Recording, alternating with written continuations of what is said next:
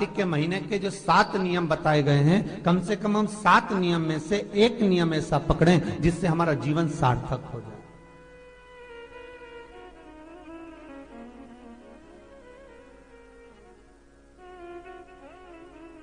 आप भले 7 नियम नहीं कर रहे कार्तिक के, भले एक नियम करो, पर वो नियम हमारा पूर्ण चलना चाहिए, उसकी नियम की पूर्णता पूर्ण होना चाहिए।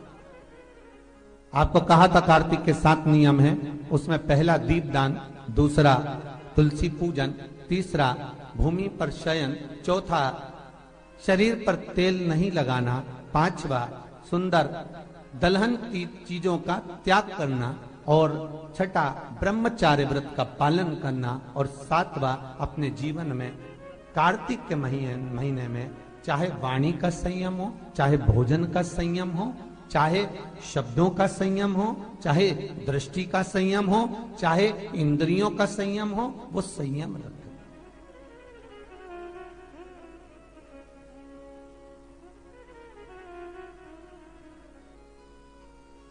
वो संयम धारण करना। अब हमें ये ज्ञात करना है कि 7 नियम जो कार्तिक के महीने के होते हैं, कार्तिक माहत्म्य में जो 7 नियम बताए गए होते हैं, इन 7 नियम में से कोई एक नियम हम हमारी जिंदगी में उतार लें, कोई एक नियम हम हमारे जीवन में उतार लें, जिस नियम के बल पर हमें परमात्मा का साक्षीकरण हो जाए।